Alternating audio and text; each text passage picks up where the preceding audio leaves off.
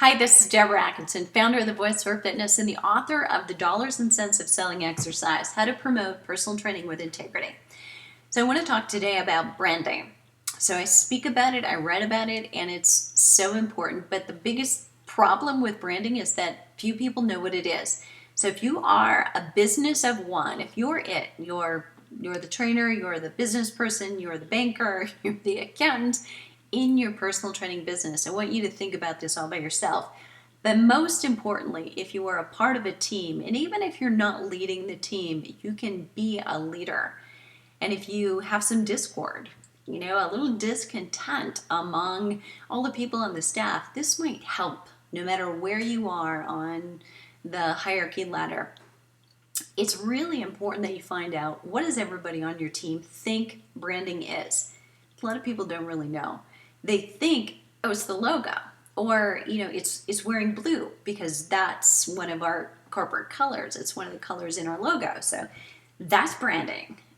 Or it's the name. Making sure that we always use our name. Is part of our logo or part of our branding. Not necessarily. I mean, that's you to them. That's what you've decided. It's what you hired a designer to do. And even your tagline, that's your branding pushing out. Here's what your brand really is. It's what people say about you when you come up and nobody else from your business is around. It's the reputation and the feeling that's evoked when people talk about your brand and the experience that they have there. The best way to find out what your brand is to eavesdrop on people when they're talking about you after classes, after personal training sessions, in the locker room with their friends, not really intending for you to hear. Those are the best ways to find out what your brand is. That's also true of other employees. They talk about you in the way that they talk about you with their clients or with people in their classes and participating in their classes. That's a piece of your branding as well. So making sure that you're well represented all the way around should be the way that you choose and grow your brand. You want to hire people to work with you, for you, and to lead you who are your brand. They are whatever you want that brand to be. And you want to make sure that if you haven't, that you start educating them. So you have great people, but yet they really don't know what your brand is or what you want it to be. So a great way to start is at a meeting.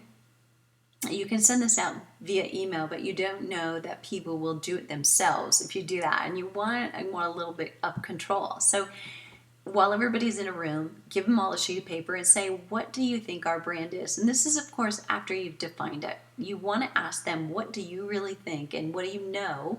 Because you're out there in your ears and eyes when you can't be everywhere. What do you know is our brand? What do you think that it is? What's people's impression and feeling about us? Write down everything that comes to your mind. It can be sentences, it can be just words, it can be, no matter what, write down what you think is the truth to that answer. So this is, of course, after you've defined brand. Now, pick up those pieces of paper and then give them another one and ask this question. What do you want our brand to be? What do you want us to stand for? What do you want to be the emotional response when people are telling a newcomer to town?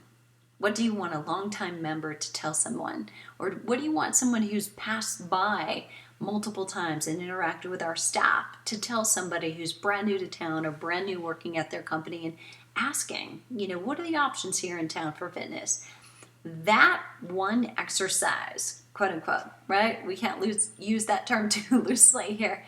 Will tell you a lot about your concept of brand and what it is and the parts that really matter. They're not your logo. They're not your uniform. And that is your presence, because it may make people feel a certain way if they love their uniform shirt versus don't.